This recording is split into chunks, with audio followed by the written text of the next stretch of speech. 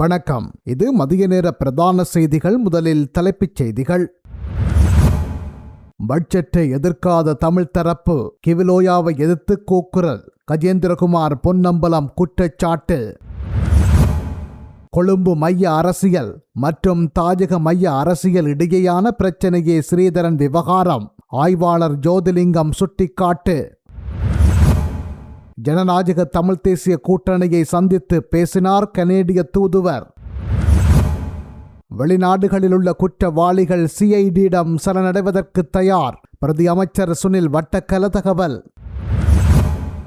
யாழ்ப்பாண பல்கலைக்கழகத்துக்கு கனேடிய தூதுவர் விஜயம். மத்திய மலைநாட்டை பாதுகாக்க புதிய அதிகார சபை நிறுவப்படும். ஜனாதிபதி அனுர தெரிவிப்பு. யாழ்ப்பாணத்தில் காற்று மாசு அறிக்கை சமர்ப்பிக்க உத்தரவு. யாழ்ப்பாணம் கோட்டை புனரமைப்பு பணி நேரில் பார்வையிட்டார் சுமந்திரன். சுகாதாரத்துறை உத்தியோகத்தர்களுக்கு வடக்கில் போதுமான தங்குமிட வசதிகள். மாகாண ஆளுநர் வேதநாயகன் வலியுறுத்து. தேவையற்ற பீதியை ஏற்படுத்தும் எதிரணி பிமல் ரத்நாயக்க குற்றச்சாட்டு. சபாநாயகருக்கு எதிரான பிரேரணை சமர்ப்பிப்பதற்கு மீண்டும் யோசனை. டித்வா பாதிப்பிலிருந்து மக்களை மீட்க அனுர் அரசு போதியளவு நிதி ஒதுக்கீடு. முல்லைத்தீவு ஒருங்கிணைப்பு குழு கூட்டத்தில் வடக்கு ஆளுநர் தெரிவிப்பு. கிவிலோயா திட்டத்துக்கு எதிரான நெடுங்கேணி போராட்டம் பிப்ரவரி 2 மாற்றம். இந்தியாவின் அயலுறவில் இலங்கைக்கு தனியிடம். குடியரசு தின நிகழ்வில் இந்திய தூதுவர் தெரிவிப்பு. தொடர்வன விரிவான செய்திகள். அரசாங்கத்தினால் தமிழ் மக்களின் பூர்வீக நிலங்களை ஆக்கிரமித்து நடைமுறைப்படுத்தப்படவுள்ள கிவிலோயா திட்டத்தை நிறுத்தக்கோரி எதிர்வரும் 30ஆம் தேதி வவுனியா வடக்கின் நெடுங்கேணி பிரதேசத்தில் முன்னெடுக்கப்படவிருந்த கவனஈர்ப்பு போராட்டம் எதிர்வரும் பிப்ரவரி 2ஆம் தேதி திங்கட்கிழமை நடத்த தீர்மானிக்கப்பட்டுள்ளது. வவுனியா வடக்கின் பொது அமைப்புகளின் வேண்டுகோள் மற்றும் ஆலோசனைகளின் பிரகாரம் இந்த முடிவு எடுக்கப்பட்டுள்ளது. இது தொடர்பில் இலங்கை தமிழரசுக் கட்சியின் நாடாளுமன்ற உறுப்பினர் பாவண்ணா சத்தியலிங்கத்தின் ஊடகப் பிரிவு வெளியிட்டுள்ள செய்திக்குறிப்பில், அரசாங்கத்தினால் தமிழ் மக்களின் பூர்வீக நிலங்களை ஆக்கிரமித்து நடைமுறைப்படுத்தப்படவுள்ள கிவிலோயா திட்டத்தை நிறுத்த கோருவது தொடர்பில் வவுனியா வடக்கைச் சேர்ந்த பொது அமைப்புகளின் தமிழ் தேசிய கட்சிகளின் பிரதிநிதிகள் இணைந்து நெடுங்கணியில் நேற்று விசேட கலந்துரையாடலில் ஈடுபட்டனர். இந்த கிவிலோயா திட்டத்தினால் தமிழ் மக்கள் எதிர்கொள்ளும் பிரச்சனைகள் மற்றும் சவால்கள் தொடர்பாக கலந்து கொண்டவர்களுக்கு விளக்கம் அளிக்கப்பட்டது. மேலும் தமிழ் மக்கள் எதிர்கொள்ளும் சவால்கள் மற்றும் ஆபத்துக்களை இல்லாதொழிப்பதற்கான நடவடிக்கையாக வவுனியா வடக்கின் நெடுங்கணி பிரதேசத்தில் முன்னெடுக்கப்படவுள்ள கவனஈர்ப்பு போராட்டம் தொடர்பிலும் விரிவாக கலந்துரையாடப்பட்டது.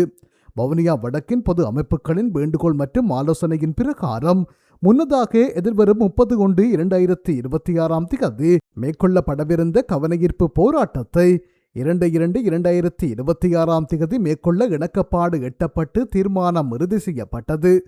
அதன்படி எதிர்வரும் 2ஆம் தேதி திங்கட்கிழமை நெடுங்கேணி பஸ் நிலையத்துக்கு முன்பாக இந்த போராட்டம் ஆரம்பிக்கப்பட உள்ளது. இந்த கூட்டத்தில் வவுனியா வடக்கைச் சேர்ந்த பல்வேறு பொது அமைப்புகளின் பிரதிநிதிகள், அரசியல் கட்சிகளின் பிரமுகர்கள், ஒன்றிணைந்த தமிழ் கட்சிகளின் பிரதிநிதிகள், நாடாளுமன்ற உறுப்பினர்களான மருத்துவர் பாவண்ணா சத்தியலிங்கம், துரைராசா ரவிகரன் உள்ளிட்ட பலரும் கலந்து கொண்டனர். இவ்வாறு இந்த அறிக்கையில் குறிப்பிடப்பட்டுள்ளது. இந்திய அயலுறவு கொள்கை நோக்கில் இலங்கைக்கு ஒரு விசேட இடம் உள்ளது. இந்தியா மற்றும் இலங்கைக்கிடையிலான உறவுகள் அயலவர்களுக்கிடையிலான கூட்டுறவு பங்குடைமைக்கான ஒரு உலகளாவிய மாதிரியாக வளர்ந்துள்ளதாக இலங்கைக்கான இந்திய உயர்ஸ்தானிகர் சந்தோஜா தெரிவித்துள்ளார். இந்திய குடியரசு தினத்தை முன்னிட்டு திங்கட்கிழமை மாலை கொழும்பில் உள்ள இந்திய இல்லத்தில் இடம்பெற்ற வரவேற்பு நிகழ்வில் உரையாற்றிய போது அவர் இதனை தெரிவித்துள்ளார். இந்திய அயலுறவு கொள்கை நோக்கில் இலங்கைக்கு ஒரு விசேட இடம் உள்ளது. இந்த பிரிக்க முடியாத பிணைப்பானது எமது நாகரிக தொடர்புகள் மற்றும் புவியியல் ரீதியிலான அமைவிடம் ஆகியவற்றினால் மேலும் வலுவூட்டப்படுகின்றது. நாம் இன்று நம்பிக்கை, நல்லெண்ணம் மற்றும் நட்புறவு ஆகியவற்றின் அபரிமிதமான மட்டங்களை அனுபவிக்கின்றோம். இது வெறுமனே எமது தலைவர்களிடையில் மட்டுமல்ல, எங்களது மக்களுக்கிடையிலும் அவை அனுபவிக்கப்படுகின்றமையை காண முடிகின்றது. இந்தியா இலங்கை இடையிலான உறவுகள் அயலவர்கள் இடையிலான கூட்டுறவு பங்குடைமைக்கான ஒரு உலகளாவிய மாதிரியாக வளர்ந்துள்ளது. இவ்வாறு இந்திய உயர்ஸ்தானிகர் சந்தோஜா குறிப்பிட்டுள்ளார். டெத்வா புயல் இடர் பாதிப்புகளில் இருந்து மக்களை மீட்டு பிரதேசத்தை மீள கட்டியெழுப்புவதற்காக ஜனாதிபதி அனுரகுமார திசாநாயக்க தலைமையிலான அரசாங்கம் போதிய நிதியை ஒதுக்கியுள்ளதுடன் அப்பணிகளை மிக சிறப்பாக கையாண்டு வருகின்றது என வடக்கு மாகாண ஆளுநர் நாகலிங்கம் வேதநாயகன் தெரிவித்துள்ளார். முல்லைத்தீவு மாவட்டத்தின் 2026 ஆண்டுக்கான முதலாவது மாவட்ட ஒருங்கிணைப்பு குழு கூட்டம் நேற்று செவ்வாய்க்கிழமை முல்லைத்தீவு மாவட்ட செயலகத்தில் நடைபெற்றது. இந்த கூட்டத்தில் இணைத்தலைவராக கலந்து கொண்டு உரையாற்றும் போதே ஆளுநர் மேற்கண்டவாறு தெரிவித்துள்ளார். அவர் மேலும் தெரிவிக்கையில் 2026 ஆண்டு வடக்கை பொறுத்தவரையில் ஒரு அபிவிருத்தி ஆண்டாக அமையவுள்ளது. முன்னெப்போதும் இல்லாத வகையில் இவ்வாண்டு அதிகளவான அபிவிருத்தி பணிகள் முன்னெடுக்கப்பட உள்ளன. மாகாண சபையின் வழமையான நிதி ஒதுக்கீடுகளுக்கு மேலதிகமாக மத்திய நிற அமைச்சுக்கள் ஊடாகவும் எமக்கு கூடுதலான நிதி ஒதுக்கீடுகள் கிடைக்கப்பெற உள்ளன. ஒதுக்கப்பட்ட நிதிகளை விட மேலதிக திட்டங்களை சமர்ப்பிப்பதன் மூலம் மேலும் நிதியை பெற்றுக்கொள்ள முடியும் என்று அவர் குறிப்பிட்டுள்ளார். நாட்டில் வேண்டுமென்றே அமைதியின்மையை உருவாக்கி புதிய கல்வி மறுசீரமைப்பை சீர்குலைக்க எதிர்க்கட்சியும் அதன் தலைவர் சஜித் பிரேமதாசாவும் முயற்சிப்பதாக போக்குவரத்து நெடுஞ்சாலைகள் மற்றும் நகர அபிவிருத்தி அமைச்சர் பிமல் ரத்நாயக்க குற்றம் சுமத்தியுள்ளார். கொழும்பு கோட்டை ரயில் நிலையத்தில் நடைபெற்ற நிகழ்வொன்றின் பின்னர் ஊடகங்களிடம் கருத்து வெளியிட்ட போது அமைச்சர் இவ்வாறு தெரிவித்துள்ளார். எதிர்க்கட்சியின் இத்தகைய தன்னிச்சையான செயற்பாடுகளே புதிய கல்வி மறுசீரமைப்புகளின் சில அம்சங்கள் ஒத்திவைக்கப்படுவதற்கு முக்கிய காரணம் என்று குறிப்பிட்டுள்ளார். எதிர்க்கட்சியினர் பரப்பி வரும் தவறான கூற்றுக்களால் பெற்றோர்கள் மத்தியில் தேவையற்ற பீதி ஏற்பட்டுள்ளது. இது மறுசீரமைப்பு செயல்முறையின் மீது பொதுமக்களுக்கு இருந்த நம்பிக்கையை சீர்குலைத்துள்ளது. மறுசீரமைப்புகளை அறிமுகப்படுத்தும் எந்த ஒரு நிலையிலும் சில குறைபாடுகள் இருப்பது இயல்பானது. ஆனால் அத்தகைய ஒவ்வொரு விடயத்தையும் மறுசீரமைப்பின் தோல்வியாக எதிர்க்கட்சி சித்தரிக்கிறது என அவர் தெரிவித்துள்ளார். கல்வி மறுசீரமைப்பு ஒத்திவைக்கப்பட மாட்டாது என்பதை தெளிவுபடுத்திய அமைச்சர் முன்மொழியப்பட்ட 5 அளவுகோல்களில் 4 அளவுகோல்கள் திட்டமிட்டபடி நடைமுறைப்படுத்தப்படும் என குறிப்பிட்டுள்ளார். தரமாறு ஆங்கில பாடநெறி தொடர்பான ஒரு தொழில்நுட்ப பிரச்சினை காரணமாகவே மிக குறைந்தளவிலான தாமதம் ஏற்பட்டுள்ளது. எதிர்க்கட்சிக்கு எதிர்காலத்தில் அரசியல் ரீதியாக எந்தவித நற்பெயரும் இல்லை என குறிப்பிட்ட அமைச்சர் அவர்களின் சீர்குலைவு நடவடிக்கைகளுக்கு அரசாங்கம் ஒருபோதும் இடமளிக்காது என்றும் வலியுறுத்தியுள்ளார். சபாநாயகர் ஜெகத் விக்ரமரத்னவுக்கு எதிரான நம்பிக்கையில்லா பிரேரணையை உடன் கொண்டு வருமாறு எதிர்க்கட்சித் தலைவர் உள்ளிட்ட எதிர்க்கட்சிகளின் தலைவர்களுக்கு தான் யோசனை தெரிவிப்பதாக ஐக்கிய மக்கள் கூட்டணியின் தேசிய அமைப்பாளர் பாராளுமன்ற உறுப்பினர் சுஜீவ சேனசிங்க தெரிவித்துள்ளார். இதுகுறித்து எதிர்க்கட்சி தலைவர்களுடன் பாராளுமன்றத்தை பிரதிநிதித்துவப்படுத்தாத ஏனைய அரசியல் கட்சி தலைவர்களுடன் தான் கலந்துரையாட உள்ளதாகவும் அவர் குறிப்பிட்டுள்ளார். சபாநாயகர் சுயாதீனமாக செயற்பட தவறியுள்ளதோடு எதிர்க்கட்சி உறுப்பினர்களுக்கு பேசுவதற்கு இடமளிக்காமல் ஜனநாயக விரோத முறையில் செயற்படுவதாக அவர் குற்றம் சுமத்தியுள்ளார்.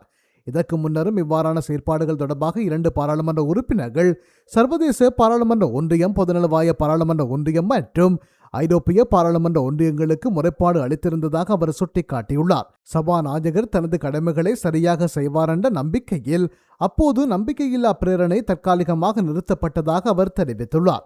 எவ்வாறாயினும் தற்போது பாராளுமன்ற பிரதி செயலாளர் நாயகத்தின் பணியை எவ்வித விசாரணையுமின்றி தன்னிச்சையாக இடைநிறுத்தியுள்ளமையானது பாராளுமன்ற ஜனநாயகத்தின் மீதான பாரிய தாக்குதலாகும் எனவும் இதனால் சபாநாயகருக்கு எதிராக நம்பிக்கையில்லா பிரேரணையை உடனடியாக கொண்டு வருவது அவசியம் எனவும் அவர் வலியுறுத்தியுள்ளார். யாழ்ப்பாண கோட்டைக்குள் காணப்பட்ட அற்புதமாத ஆலயம் சிதிலமடைந்துள்ள நிலையில் அதனை அதன் வரலாற்று அடையாளத்துடன் மீளமைக்க தொல்லியல் திணைக்களத்தினால் இதுவரை எந்த சரியான முயற்சியும் எடுக்கப்படவில்லை என குற்றச்சாட்டுகள் முன்வைக்கப்பட்டுள்ளன. இந்த நிலையில் யாழ்ப்பாண கோட்டை பகுதிக்கு நேற்று முன்தினம் திங்கட்கிழமை தமிழரசுக் கட்சியின் பதில் பொதுச் செயலாளர் எம்.ஏ. சுமந்திரன் நேரில் சென்று பார்வையிட்டதுடன் கோட்டை பகுதியில் புனரமைப்பு பணிகளில் ஈடுபட்டுள்ள தொல்லியல் திணைக்கள உத்தியோகத்தர்களுடனும் கலந்துரையாடினார். அதேவேளை கோட்டை பகுதியை சுற்றியுள்ள தொல்லியல் திணைக்களத்துக்கு சொந்தமான காணிகளை சுற்றி தொல்லியல் திணைக்களத்தினால் எல்லைக்கற்கள் நாட்டப்பட்டுள்ளன. எல்லைக்கற்கள் நாட்டுவது குறித்து எந்த தரப்புடனும் கலந்துரையாடாது அவற்றை நாட்டியுள்ளமை தொடர்பிலும் குற்றச்சாட்டுகள் முன்வைக்கப்பட்டு வரும் நிலையில் அவற்றினையும் சுமந்திரன் பார்வையிட்டுள்ளார். வடக்கு மாகாணத்துக்கு ஏனைய மாகாணங்களில் இருந்தே சுகாதாரத்துறைக்கான உத்தியோகத்தர்கள் வருகின்றனர். அவர்களுக்கு தேவையான தங்குமிட வசதிகளை நாம் முறையாக பூர்த்தி செய்து கொடுக்கும் போது அவர்களிடமிருந்து எமது மக்களுக்கான முழுமையான சேவையை பெற்றுக் கொடுக்க முடியும் என வடக்கு மாகாண ஆளுநர் நாகலிங்கம் வேதநாயகன் தெரிவித்துள்ளார். முல்லைத்தீவு மாவட்டம் மாங்குளம் ஆதார மருத்துவமனையில் புனரமைக்கப்பட்ட விடுதிகளை பாவனைக்கு கையளிக்கும் நிகழ்வு நேற்று செவ்வாய்க்கிழமை மருத்துவமனை வளாகத்தில் நடைபெற்றது. இந்த நிகழ்வில் பிரதம விருந்தினராக கலந்து கொண்டு விடுதிகளை திறந்து வைத்து உரையாற்றும் போதே ஆளுநர் மேற்கண்டவாறு தெரிவித்துள்ளார். போர் முடிவடைந்த பின்னர் நான் முல்லைத்தீவு மாவட்ட செயலராக பணியாற்றிய காலத்தில் மக்களின் மீள்குடியேற்ற நடவடிக்கைகளை துரிதப்படுத்துவதற்கு இலங்கை இராணுவம் பெரும் ஒத்துழைப்பை வழங்கியிருந்தது. அதேபோன்று இப்போதும் வடக்கு மாகாண சபையில் நிதியில் மேற்கொள்ளப்பட்ட இப்புனரமைப்பு பணிகளுக்கு இராணுவத்தினர் தமது மனித வலுவை வழங்கியுள்ளனர். இராணுவ பொறியியல் பிரிவினர் இப்பணிகளை உரிய காலத்தில் முடித்துள்ளதுடன் அவர்களின் பங்களிப்பு காரணமாக சுமார் 6 மில்லியன் ரூபாய் வரையிலான அரச நிதி சேமிக்கப்பட்டுள்ளது. இதற்காக அவர்களுக்கு எனது நன்றிகளை தெரிவித்துக் கொள்கின்றேன். வடக்கு மாகாண சபையின் நிதி ஒதுக்கீட்டின் கீழ் மாங்குளம் ஆதார மருத்துவமனையில் மருத்துவர் விடுதி, தாதியர் விடுதி, துணை மருத்துவர் ஆணையாளர் விடுதி, சாரதி விடுதி மற்றும் நோயாளர் காவு வண்டி தரிப்பிடம் என்பன புனரமைக்கப்பட்டு வருகின்றன. இதில் முதற்கட்டமாக முழுமையாக புனரமைக்கப்பட்ட தாதியர் விடுதி, நோயாளர் காவு வண்டி தரிப்பிடம் மற்றும் சாரதி விடுதி என்பன நேற்று திறந்து வைக்கப்பட்டன. இதில் தாதியர் விடுதியானது 8 அறைகள், சமையலறை மற்றும் உணவு அருந்தும் அறை உள்ளிட்ட வசதிகளை கொண்டுள்ளது. ஸ்ரீதரன் விவகாரம் கொழும்பு மைய அரசியலை நடத்துவதா அல்லது தாஜக மைய அரசியலை நடத்துவதா என்ற பிரச்சனையே என அரசியல் ஆய்வாளரும் சட்டத்தரணையும் சமூக விஞ்ஞான ஆய்வு மைய இயக்குநருமான ஜோதிலிங்கம் தெரிவித்துள்ளார். அவர் நேற்று நடத்திய ஊடக சந்திப்பிலேயே இவ்வாறு குறிப்பிட்டுள்ளார். 2010 ஆண்டு சரத் பொன்சேகாவை ஆதரிக்கும் முடிவை சம்பந்தன் எடுத்திருந்தார். அது சம்பந்தனின் முழு பொறுப்பு. அதனை எடுக்க வேண்டிய சூழலை உருவாக்கியிருந்தது. அன்றைக்கு முதலாவது எதிரி மஹிந்த ராஜபக்ச. அவரை பலவீனப்படுத்தவே தமிழ் தேசிய கூட்டமைப்பு அந்த முடிவை எடுத்திருந்தது. அன்று கஜேந்திரகுமாரும் சுரேஷ் பிரேமச்சந்திரனும் தமிழ் தேசிய கூட்டமைப்பில் இருந்தமையினால் அந்த முடிவுக்கு இணங்கி போக வேண்டியிருக்கலாம். அப்போது அந்த முடிவெடுத்தது தவறு என்பது தனது அபிப்பிராயம். அந்த நேரம் பொது வேட்பாளர் என்ற சிந்தனை அதிகரிக்கவில்லை. உண்மையில் அந்த 2 பேரையும் ஆதரிக்க முடியாது. சுமந்திரன் கொழும்பு மைய அரசியலை நகர்த்துகின்ற ஒருவர். கொழும்பு மைய அரசியலை நகர்த்த வேண்டுமென்றால் ஸ்ரீதரனை இந்த அரசியலில் இருந்து அகற்ற வேண்டும். ஸ்ரீதரனை அகற்றாமல் கொழும்பு மைய அரசியலை அவரால் செய்ய முடியாது. அதற்காக ஸ்ரீதரனை அகற்றுவதற்கு சுமந்திரன் கடுமையாக நிற்பது போலத்தான் தெரிகிறது. இன்றைக்கு அவர்களுடைய அரசியல் குழு கூட்டத்தில் அரசியல் குழு என்று அங்கு பெரிதாக ஒன்றுமில்லை. அரசியல் குழு என்பது சுமந்திரனுடைய எடுபிடிகளை கொண்ட குழுதான். அந்த அரசியல் குழு கூட்டத்தில் பாராளுமன்ற குழு தலைவர் பதவியில் இருந்தும் விலக வேண்டும் என்று தீர்மானம் எடுத்திருக்கின்றார்கள். இப்படியெல்லாம் சுமந்திரனுக்கு என்ன உரிமை இருக்கிறது என்ற கேள்வி வருகிறது என அவர் மேலும் குறிப்பிட்டுள்ளார். கனடா தூதுவருக்கும் ஜனநாயக தமிழ் தேசிய கூட்டணிக்கும் இடையிலான விசேட கலந்துரையாடல் ஒன்று நேற்று மாலை 4 மணியளவில் யாழில் உள்ள தனியார் விடுதியில் இடம்பெற்றது. இந்த கலந்துரையாடலில் தமிழ் மக்கள் எதிர்நோக்கும் பிரச்சினைகள், எதிர்கால அரசியல் நகர்வுகள் உள்ளிட்ட முக்கியமான பல விடயங்கள் தொடர்பாக கலந்துரையாடப்பட்டது. இக்கலந்துரையாடல் 2 மணி நேரத்துக்கு மேலாக இடம்பெற்றது. ஜனநாயக தமிழ் தேசிய கூட்டணியின் இணைத்தலைவர்கள் மற்றும் கட்சியின் செயலாளர் ஆகியோர் இதில் கலந்து கொண்டனர். இலங்கை மற்றும் மாலத்தீவுகளுக்கான கனேடிய தூதுவர் இசபெல் மார்டின் யாழ்ப்பாண பல்கலைக்கழகத்துக்கு விஜயம் ஒன்றை மேற்கொண்டுள்ளார். கடந்த 2 நாட்களாக வடக்குக்கான உத்தியோகபூர்வ விஜயத்தினை மேற்கொண்டுள்ள கனேடிய தூதுவர் நேற்று யாழ்ப்பாண பல்கலைக்கழகத்துக்கு விஜயம் செய்து பல்கலைக்கழக துணைவேந்தர் பேராசிரியர் ஸ்ரீ சர்க்குணராஜாவை சந்தித்து கலந்துரையாடினார். அதன் பின்னர் பல்கலைக்கழகத்தின் பீடாதிபதிகள், பதிவாளர், நிதியாளர், நூலகர் மற்றும் அரசியல் அறிவியல், பொருளியல் மற்றும் மொழிபெயர்ப்பு கற்கைகள் துறைகளின் தலைவர்களை சந்தித்து கலந்துரையாடினார். இந்த சந்திப்புகளின் போது அரசியல், பொருளாதார நிலைமைகள் உட்பட சமகால விடயங்கள் பற்றியும் யாழ்ப்பாண பல்கலைக்கழகத்தின் கனடிய தூதரக அனுசரணையுடன் மேற்கொள்ளப்படும் செயற்றிட்டங்கள் பற்றியும் விரிவாக கலந்துரையாடப்பட்டது. மத்திய மலைநாட்டை பாதுகாத்து முன்னேற்ற புதிய சட்டம் மற்றும் அதிகார சபை நிறுவப்படும் என்றும் கிராமப்புற வறுமையை ஒழிக்கவும் மக்களின் வாழ்க்கையை மேம்படுத்தவும் அரசாங்கம் தற்போது அதிக பணிகளை செய்து வருவதாக ஜனாதிபதி அனுரகுமார திசாநாயக்க தெரிவித்துள்ளார். டித்வா சூறாவளியினால் சேதமடைந்த மத தலங்களை புனரமைப்பதற்கான கட்டியெழுப்புவோம் ஒன்றிணைந்த உறுதியுடன் தேசிய வேலை திட்டத்தின் ஆரம்ப நிகழ்வு நேற்று முற்பகல் கம்பளை துரகல பேகுகில்ல குடியிருப்பின் போதை கிராம விகாரையில் ஜனாதிபதி தலைமையில் நடைபெற்றது. இந்த நிகழ்வில் கலந்து கொண்டு உரையாற்றிய போதே ஜனாதிபதி இதனை தெரிவித்துள்ளார். அனர்த்தத்தை தொடர்ந்து 1000க்கும் மேற்பட்ட மத, கலாசார மற்றும் தொல்பொருள் தலங்கள் சேதமடைந்தன.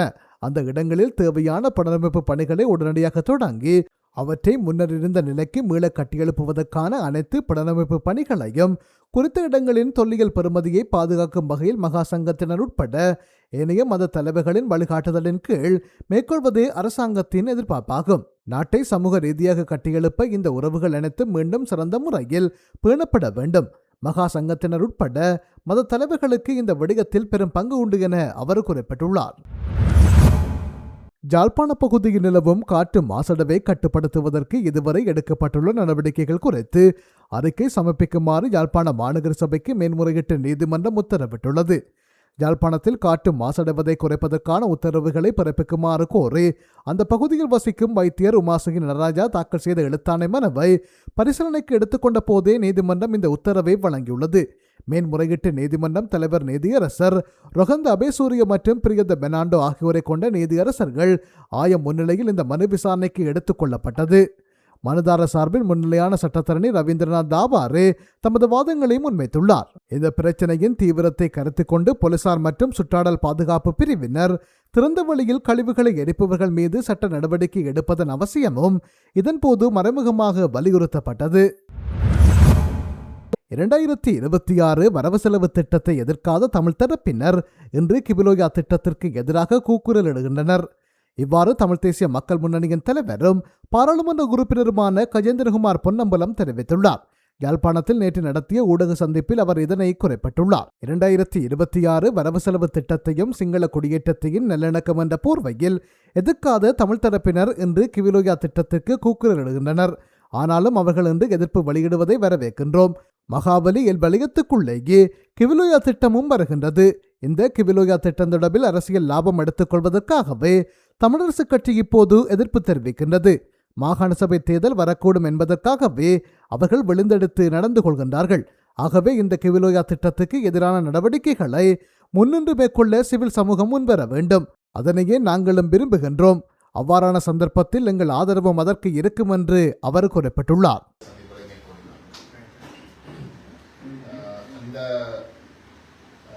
அந்த நோக்கம் நாங்கள் தமிழ்நாட்டுக்கு சென்று குறிப்பாக இந்த வரப்போகின்ற அரசாங்கத்துடைய ஒற்றையாட்சி அரசியலமைப்பு முயற்சிகளை அவர்களுக்கு தெரியப்படுத்தி தமிழ் மக்களுடைய இனப்பிரச்சனையை தீர்ப்பதற்கு ஒரு அரசியலமைப்பு திட்டமூடாக மட்டும்தான் செய்யலாம். புதிய அரசியலமைப்பு கொண்டு கொள்வதற்கு மூலமாக ஒற்றையாட்சியை நீக்கி தமிழ் தேசம் அங்கீகரிக்கின்ற ஒரு கூட்டாட்சி முறையை கொண்டு வருவதை ஊடாக மட்டும்தான் தீர்க்கப்படலாம் என்றது அனைவருக்கும் தெரியும். அது நடக்காத நிலையிலே தொடர்ந்து நாங்கள் ஒற்றையாட்சிக்குள்ளே முடக்கப்பட்டிருக்கின்ற வரைக்கும் எங்களுடைய அடையாளம் எங்களுடைய தேச நிறுவனங்கள் அளிக்கப்படும் என்றது கடந்த 26 வருடம் மிக தெளிவாக ஒரு நிரூபித்திருக்கின்ற ஒரு விடயமாக இருக்கின்றது. இந்த சந்தர்ப்பம் ஒரு புதிய அரசியலமைப்பு கொண்டு வரப்போவதாக அரசாங்கம் அறிவிச்சிருக்கின்ற ஒரு நிலை. ஆனால் அந்த அரசியலமைப்பு மீண்டும் 4வது தடவையாகவும் ஒரு ஒற்றையாட்சி ஐக்கியராஜ்ய அரசியலமைப்பாக இருக்கக்கூடாது அவர்களுடைய விஞ்ஞாபனத்திலே அவர்கள் தெரிவித்திருக்கின்ற நிலையிலே அந்த அரசியலமைப்பு என்றது அவ்வகையிலே அவர்கள் குறிப்பிட்டிருக்கிற வகையில் ஒரு ஒற்றையாட்சி ஐக்கியராஜ்ய அரசியலமைப்பாக இருக்க முடியாத இருக்கக்கூடாது. தமிழ் மக்கள் ஏற்றுக்கொள்ளக்கூடிய தமிழ் தேசம் அங்கீகரிக்கின்ற ஒரு சமஷ்டி தீர்வாக கூட்டாட்சி தீர்வாக அமைதி ஆகணும் என்ற விடயத்தை வலியுறுத்துவதற்கு நாங்கள் இந்த சந்திப்புகளை நாங்கள் மேற்கொண்டோம். குறிப்பாக ஐரோப்பிய நாடுகளுக்கு நாங்கள் சொன்ன விடயம் என்றால் இந்த சமாதான முயற்சிகள் கடைசியாக நடைபெற்ற தமிழக விடுதலை இயக்கத்துக்கும் ஸ்ரீலங்கா அரசாங்கத்துக்கும் நடைபெற்ற சமாதான முயற்சிகளை தமிழக விடுதலை இயக்கத்தை ஐரோப்பிய ஒன்றிய நாடுகள் தடை செய்தது சமாதான முயற்சிகள் நடைபெற்றுக் கொண்டிருந்ததால் அந்த உண்மையிலே அந்த சமாதான முயற்சிகள் அந்த தடையாலே அரசாங்கத்துக்கு குழப்பறதுக்கு சுகமாக இருந்தது. ஆனால் அந்த சமநிலைமையை அரசு தரப்புக்கு சார்பாக அதை மாற்றியது அந்த தடை. அதுவும் அந்த தடை எப்ப வந்ததுன்னா சமாதான முயற்சிகளை திட்டமிட்டு குழப்புகின்ற செயல்பாடுகள் விசேஷமாக கருணாவுடைய பிரிவுக்கு பிற்பாடு ஸ்ரீலங்கா அரசு அந்த பிரிவை பயன்படுத்தி கணிசமான படுகொலைகளை செய்து சமாதான முயற்சிகள் சார்ந்த சூழலை போரிட்ட சூழலை குழப்பறதுக்கு தீவிரமாக செயல்பட்டு கொண்டிருந்த சூழல்ல தான் அந்த தடை வந்தது. அப்ப அது எல்லாமே வந்து சமாதான முயற்சியில விரும்பாமல் ஒரு தீர்வை தமிழருக்கு கொடுக்காமல் ஒரு ஒரு யுத்த ரீதியா போர் ஊடாக வந்து இந்த பிரச்சனையை தீர்ப்பதற்கு ராணுவ தீர்ப்பொன்றை கொடுப்பதற்கு விரும்பின தரப்புகளை பயன்படுத்தும். இதில் எல்லாத்தையும் நாங்கள் சுட்டி காட்டினாலும் வந்து அந்த நாடுகள் அந்த காலத்தில் அந்த 2004க்கு பிறகு 2004க்கு 2009க்கு இடையிலே இந்த சமாதான முயற்சியை புறம்ப தொடங்கினதுக்கு பிறகு எங்களுக்கு வந்து சொன்ன நியாயம் என்றால் தமிழீழ விடுதலை புலிகள் இயக்கம் ஒரு கூட்டாட்சி தீர்வுக்கு இணங்க தயாரில்லாத தமிழீழம் தனிநாடை உருவாக்குறத விடாப்புடியாக இருக்கிறார்கள். அது தாங்கள் ஏற்க முடியாது. ஆகவே தாங்கள் வந்து அந்த ஸ்ரீலங்கா அரசுக்கு எதிராக தாங்கள் ஒரு இறுக்கமான நிலைப்பாட்டை எடுக்க முடியாமல் இருக்கிறார்கள். புலிகள் வந்து இந்த விஷயத்துல வந்து நேர்மையாக நடந்து கொள்ள இல்லை என்று ஒரு கருத்தை சொல்லித்தான் அந்த கதையை வந்து நியாயப்படுத்த.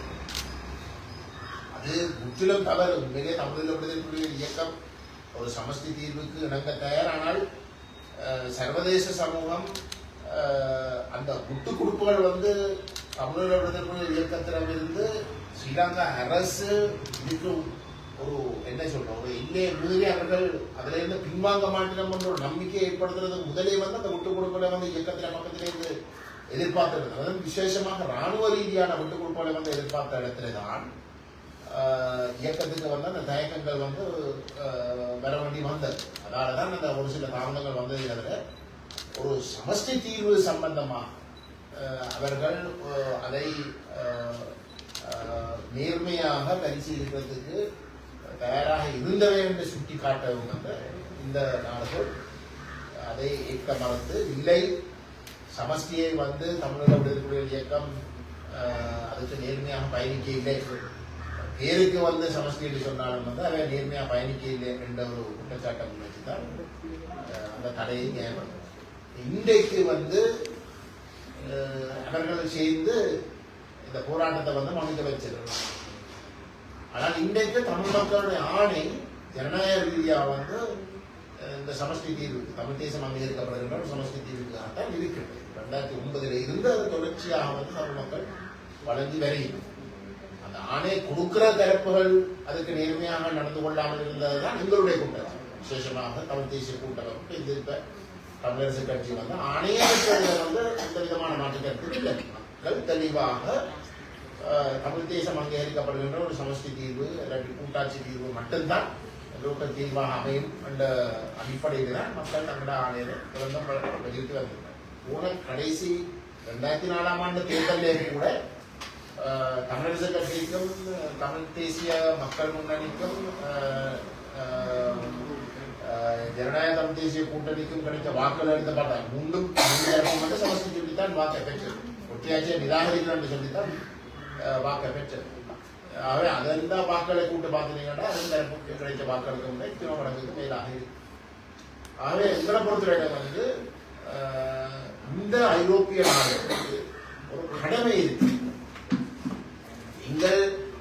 நாங்கள் தடையே கூடாதீங்கள், தடையை போட்டதீங்கண்டா இந்த பேச்சுவார்த்தையில் குழம்பும் என்று நாங்கள் அந்த நேரம் சொல்றோம். நீங்கள் அதை நம்பாமல் தடையை போட்டீங்கள். தடையை போட்டதை நியாயப்படுத்தின எப்படின்னா வந்து சமஷ்டியை கூட்டாட்சி தீர்வை வந்து தமிழர்களுடைய இயக்கம் அதுக்கு நேர்மையாக பயணிக்கவில்லை என்று சொல்லித்தான் அதை நியாயப்படுத்தும். அப்படின்னா என்ன கூட்டாட்சி என்றால் ஸ்ரீலங்கா அரசு கொடுக்கறதுக்கு தயார், நீங்கள் அதை ஏற்க மறுத்துறீங்கள் என்றதான் நீங்க சொல்ல பார்த்தோம்.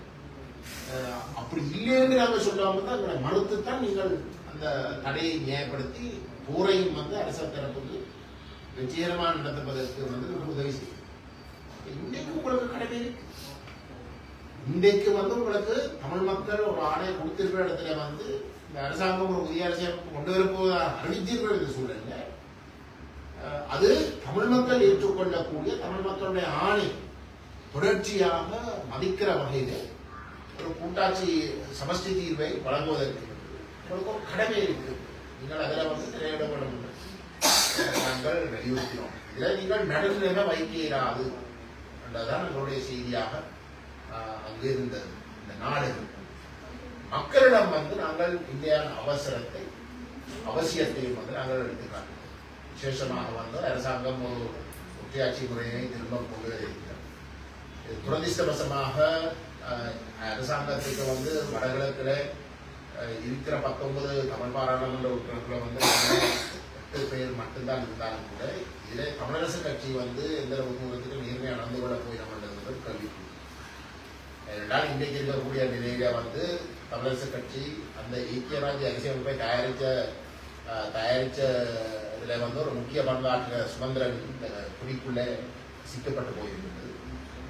இன்றைக்கு சுமந்திரன் மக்களால் நிராகரிக்கப்பட்டிருந்தாலும் கூட சுமந்திரன் ஆதிக்கம் கட்சிக்குள்ளே இருக்கக்கூடிய ஆதிக்கத்தை வைத்துக் கொண்டு தமிழ் தேசிய நிலப்பாட்டை எடுக்கிற இல்லாட்டி உறுதியாக பயணிக்கக்கூடியவர்களை ஓரம் கட்டுகின்ற செயல்பாடுகள் நடைபெற்றுக் கொண்டிருக்கிறதுதான் இந்திய நிலம்.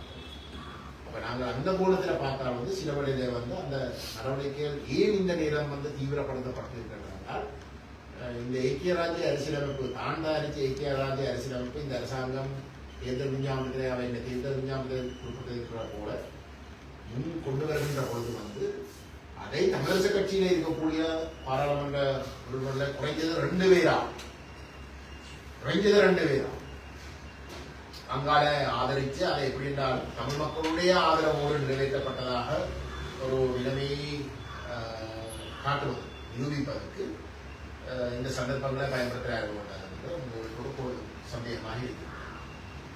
ஆகவே இதை நாங்கள் முறியடிப்பதாக என்றால் அவ்வகையான ஒரு சந்தேகம் நடக்கா சந்தேகிற வகையில தமிழரசு கட்சியும் இந்த ஐக்கிய ராஜ்யவை ஆதரிக்கிற ஒரு நிலைமையை நிப்பாட்டி ஒட்டுமொத்தமாக தமிழ் மக்கள் தமிழரசு கட்சியும் ஜனநாயக தமிழ் தேசிய கூட்டணியும் தமிழ் தேசிய பேரவையும் இணைந்து உண்மையிலே மக்கள் கொடுத்த தமிழ் தேசம் அங்கீகரிக்கப்படுகின்ற ஒரு சமஷ்டி தீர்வை வலியுறுத்துவதற்கு அழுத்தம் உருவாக்குவது புலம்பெயர்ந்த தமிழ் மக்கள் தெளிவடைய வேண்டும்.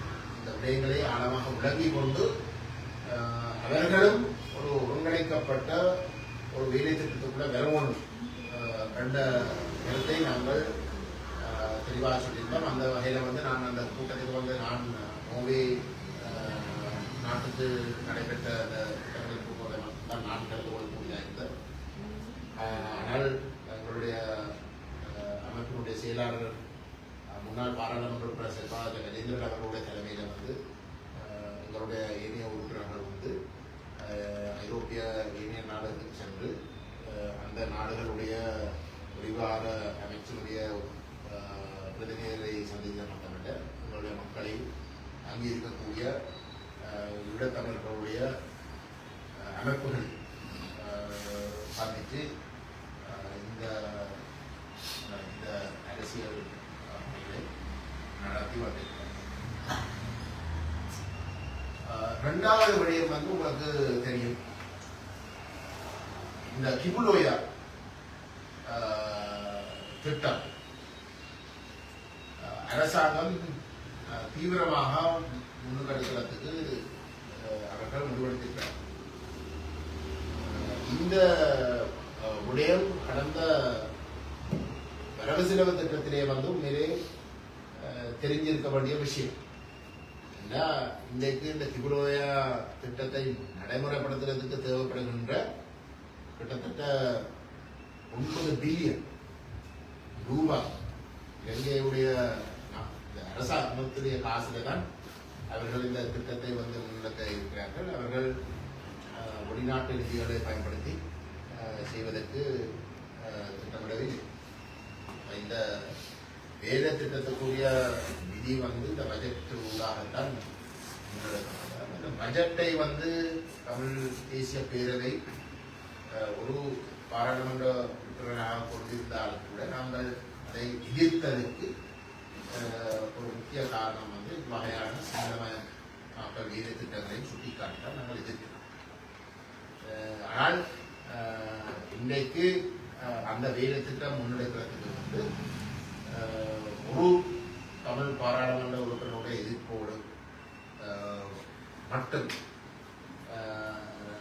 தான் அந்த வேலை திட்டம் முன்னெடுக்கப்படுகிறது. 19 தமிழ் பாராளுமன்ற உறுப்பினர்கள் சரி 8 பேர் அரசு தரப்பு பாராளுமன்ற உறுப்பினர் அரசாங்கம் செய்கிறதை வந்து நடைமுறை கொண்டு ஆதரிக்கணும் என்று எடுத்துக்கொண்டார்கள். மிச்சம் 10 பேர் இருக்கிறார்.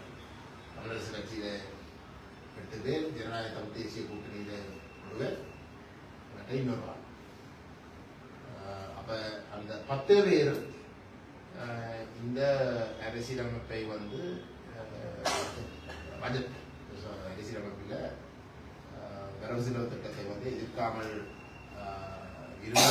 அவர்களுடைய நியாயப்பாடு வந்து நல்லிணக்கத்தை வெளிப்படுத்துகிற பேரில் அவர்கள் எதிர்க்க விரும்புகிறேன் தான் சொன்னேன். அப்போ இதில் எங்களை பொறுத்தவரை வந்து இன்றைக்கு வந்து இந்த நிதியை ஒதுக்குறது தமிழ் பிரதேசங்களை முற்றுமுழுதாக சிங்களமயமாக்குறதுக்கு வீதாசாரத்தில் வந்து எங்களுடைய சிறத்தொகைகளுடைய எண்ணிக்கையை வந்து குறைச்சு சிங்களமாக்குறதுக்குரிய இனவாத வேலை திட்டங்கள் திட்டத்தெளிவாக வந்து வெளிப்படுத்தப்பட்டிருக்கின்ற ஒரு நிலையிலேயும் நல்லிணக்கம் என்று சொல்லிக் கொண்டு வந்து அதை எதிர்க்காமல் இருக்கிறவங்க அதை ஆதரிக்கிறதுக்கு சமம். அப்ப இந்த திட்டங்களை வந்து ஆதரிச்சதுக்கு பிறகு வந்து வேந்து போய் இன்றைக்கு வந்து இப்படி நடக்க போறோம்னு சொல்லிக் கொண்டு வந்து புலம்புறதுல வந்து ஒரு அர்த்தம் இல்லை. அப்படி புலம்புறார்கள் என்றால் வந்து என்ன இது அனுபவம் இல்லாதவர்கள் சொல்லி பெரிய அனுபவசாலிகள் என்றுதான் தங்களை காட்டிக்கணும். பாராளுமன்றத்திலே இந்த முறை இல்லாட்டினம் வந்து இன்றைக்கு பெருந்தலைவர்கள் என்று சொல்ற கூடிய ஆட்கள் வந்து தங்களுக்கு சரியான அனுபவம் இருக்கு தான் சொல்லிக் கொண்டிருக்கிறேன். அவைக்கு வந்து இது விளங்காதது இல்லை அப்படின்னா விளங்கி கொண்டு செய்திருக்கிறார்கள் என்றால் அந்த விளக்கத்தோட ஆதரிச்சு போட்டு வந்து இன்றைக்கு வந்து அந்த அதே விஷயங்களுக்கு வந்து எதிர்ப்பு தெரிவிக்கிறாங்கன்னா இது உண்மை. எங்களுக்கு சந்தேகம் இருக்கு, எங்களுக்கு விளக்கையில வந்து எது உண்மை. இந்த வேலை திட்டத்தை செய்யறதுக்கு எதிர்க்காமல் அதெல்லாம் மூடி மறைக்கிறதுக்கு நல்லிணக்கம் சொல்லி அரசாங்கம் நல்லதை செய்ய பார்க்கறது. அதை நாங்கள் அவங்களுக்கு வந்து எதிர்க்க விரும்ப இல்லைன்னு வந்து அதை மூடி மறைச்சு இந்த ஆபத்துகள் எல்லாத்தையும் காட்டாமல் வந்து அதை மூடி மறைக்கிறதுக்கு செயல்பட்டதுதான் உண்மையா.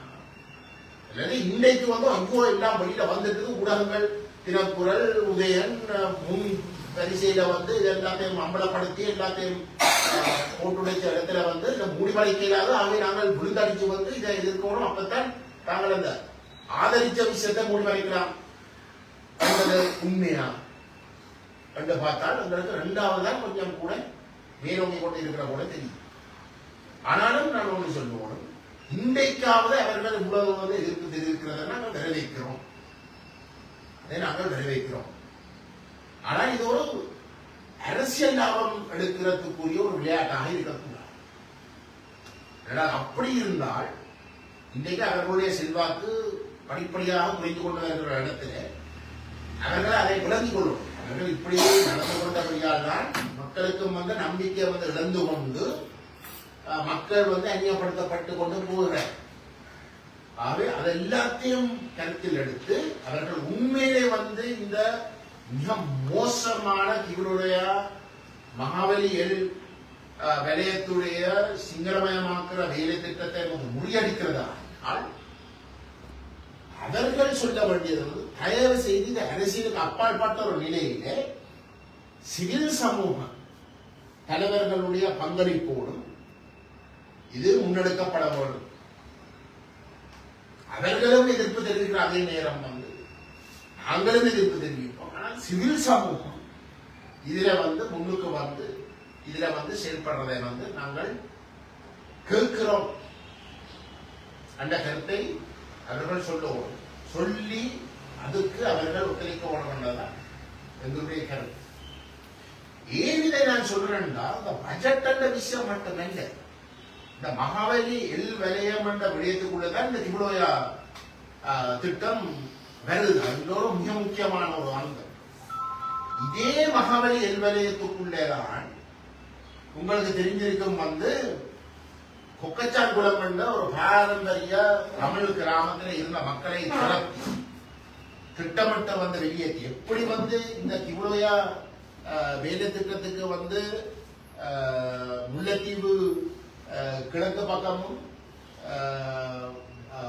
வவுனியா வடக்கிலே இருக்கக்கூடிய பிரதேசங்களில் வாழ்ந்த மக்களை வந்து திட்டமிட்டு வந்த ராணுவ நடவடிக்கைகளால வந்து வெளியேற்றி பெண் சிங்கள குடியேற்றங்களை செய்தார்களோ அதே மாதிரி வந்து இந்த கொக்கச்சான்குளம் பிரதேசத்துல வந்து அதே மாதிரியான நடவடிக்கைகளால வந்து சிங்கள மக்களை வந்து குடியேற்றி வந்து அது போகஸ் வெவர் கலா போகஸ் வெவர் ஒரு சிங்கள பேரையும் கொடுத்து அது இந்த சமாதான காலத்துல வந்து இந்த எல்லாரும் முன்னு கொடுத்து கொண்டு இருந்த மைத்திரிபால சிறிசேன ரணில் விக்ரமசிங்க காலப்பகுதியில வந்து அந்த அந்த கொக்கச்சான்குளம் பிரதேசத்தில வந்து கலா போகஸ்வர சிங்கள பேரை மாற்றி அங்கு குடியேற்றிய சிங்கள மக்களுக்கு வந்து காணி உறுதிகள் கொடுக்கப்பட்டது.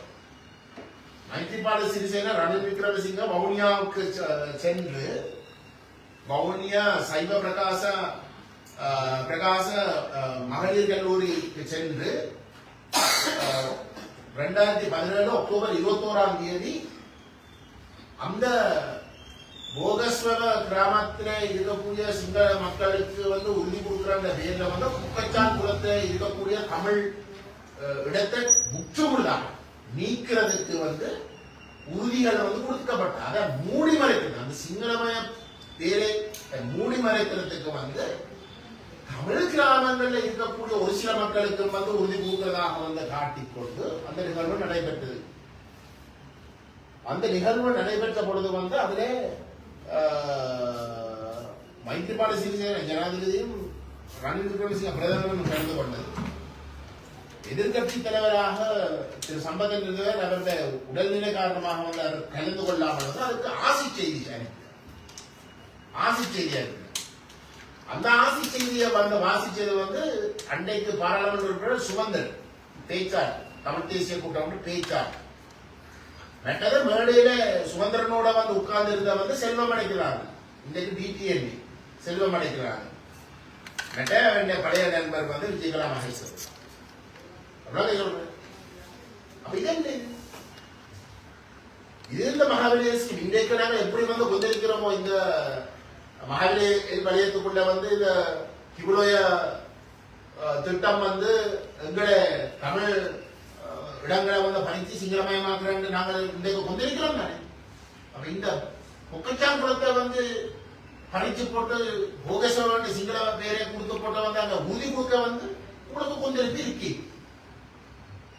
அன்னைக்கு வந்து நீங்கள் அந்த உறுதியில கொடுக்கறதுக்கு வந்து நீங்கள் நல்லிணக்கம் என்று சொல்லி போட்ட ஒரே மேடையில வந்து இருந்து போட்டு அதுக்கு ஒரு சட்டப்பூர்வமான அரசியல் ரீதியான அங்கீகாரத்தை கொடுத்தது வந்து அது எப்படி அது ஓகே.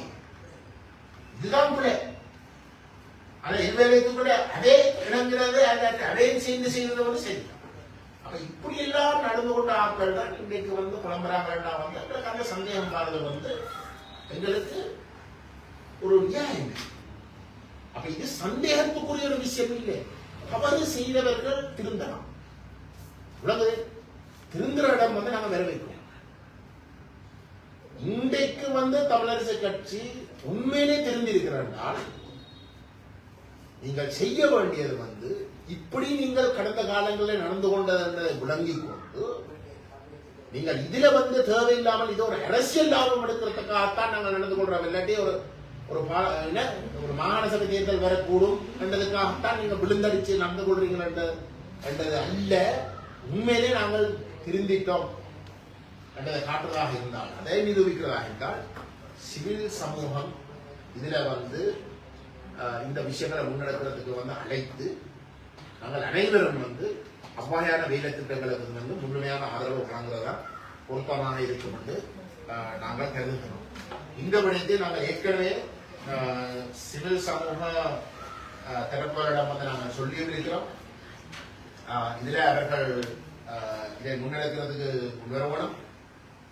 அவ்வாறான ஒரு சந்தர்ப்பத்தில் வந்து எங்களுடைய ஒத்துழைப்பு முழுமையாக இருக்கு. நாங்கள் இந்த தமிழரசு கட்சி மீது வந்து சந்தேகிக்கிறதுக்கு இன்னொரு காரணம் வந்து உங்களுக்கு தெரியும், கரைத்துறைப்பற்று பிரதேசம் இந்த மகாபலி எல்விலையத்துக்குள்ள வந்து கரைத்துறைப்பற்று பிரதேசமே தான் ஆட்சியுமே இந்த என்ன சொல்ற காணிகள் கட்டணங்கள் கட்டுறதுக்கு எல்லாத்துக்கும் வந்து அவைதான் இறுதி முடிவை சொல்றதுக்கு இருக்கக்கூடிய அந்த அதிகாரத்தை கொண்ட சபை, ஒரு உள்ளூராட்சி சபை. அந்த சபையை திட்டமிட்டு வந்து அரசு தரப்புக்கு வந்து மாற்றி கொடுத்தது. அந்த பொறுப்பு முழுக்க வந்து தமிழரசு கட்சி தான் ஏற்க வேணும். எல்லாத்தையும் நாங்கள் தொகுத்து பார்க்க வந்து இந்த செய்த அநியாயங்கள் எல்லாத்தையும் வந்து மூடி மறைக்கிறதுக்கு தான் இந்த வந்து உலகம் பெருசா வந்து கலைக்கிறாங்களோ சந்தேகம். இது சந்தேகத்துக்குரிய ஒரு விஷயமா இருக்கக்கூடாது. உண்மையிலே வந்து தமிழரசு கட்சி வந்து இன்றைக்கு சரியான வகையில வந்து தெரிஞ்சிருக்காங்கன்றா வந்து அதை நாங்கள் வரவேற்கிறோம். ஆனால் அதை வரவேற்கிறதுக்கு வந்து தமிழரசு கட்சி அரசியல் லாபம் பெற்றது.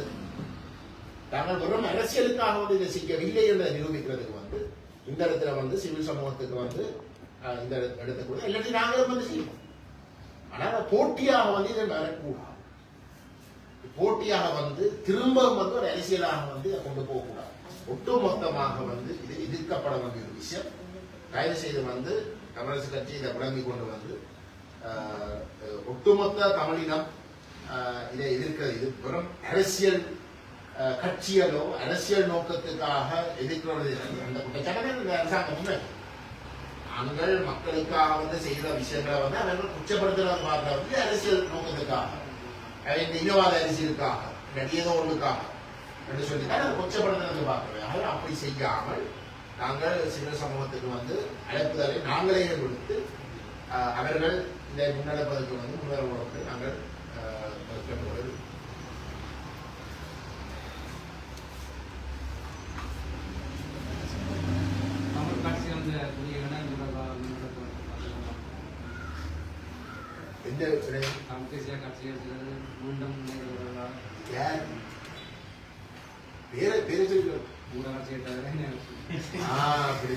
கட்சிகள் இப்ப வந்து தமிழ் என்று சொல்லிக் கொண்டிருக்கிறது 3 பேர். தமிழரசு கட்சியும் ஜனநாயக தமிழ் தேசிய கூட்டணியும் மற்றது நான்.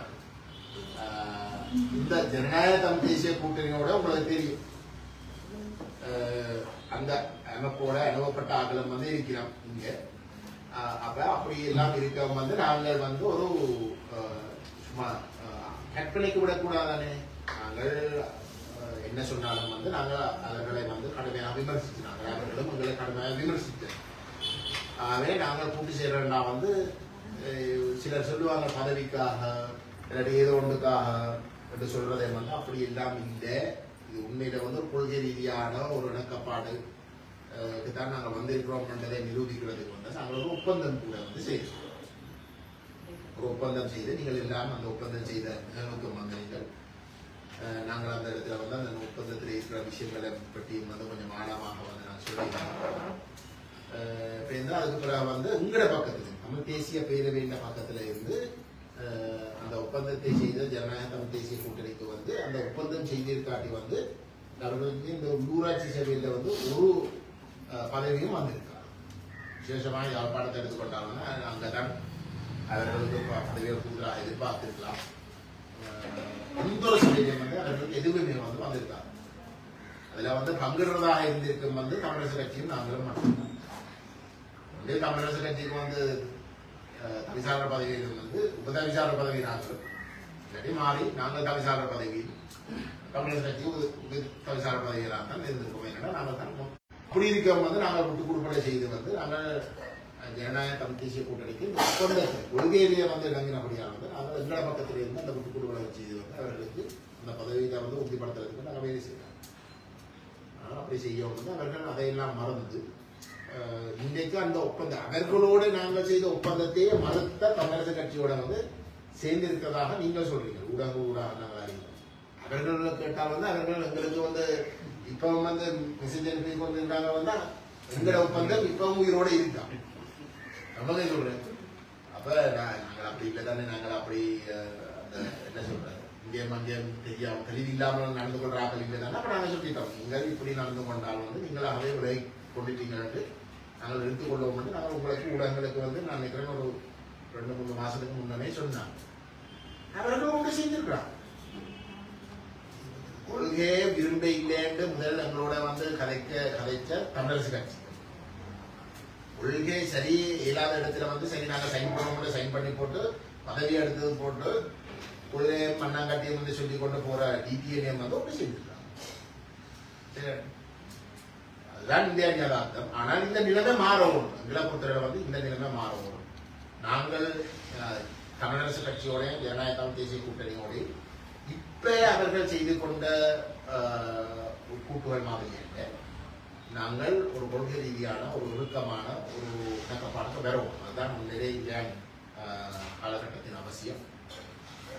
அது பாரதத்துக்கு வந்து எங்கட பக்கத்திலே இருந்து அவர்களில் வந்து ஒரு சில உத்தரவாதங்கள் அத்தியாவசியம். நாங்கள் அந்த உத்தரவாதங்கள் கொள்கை ரீதியான விஷயங்கள் என்ற விடயத்தில் நாங்கள் ஏற்கனவே அவர்களுக்கு சொல்லியிருக்கிறோம். எதிர்காலத்தில் வந்து அவர்கள் மேலதிகமாக அது சம்பந்தமாக அவர்களோட கதைக்க விரும்புகிறார்கள். நாங்கள் நிச்சயமாக வந்து அவர்களோட வந்து அந்த விஷயங்களை பற்றி கதைக்கிறதுக்கு தயார்.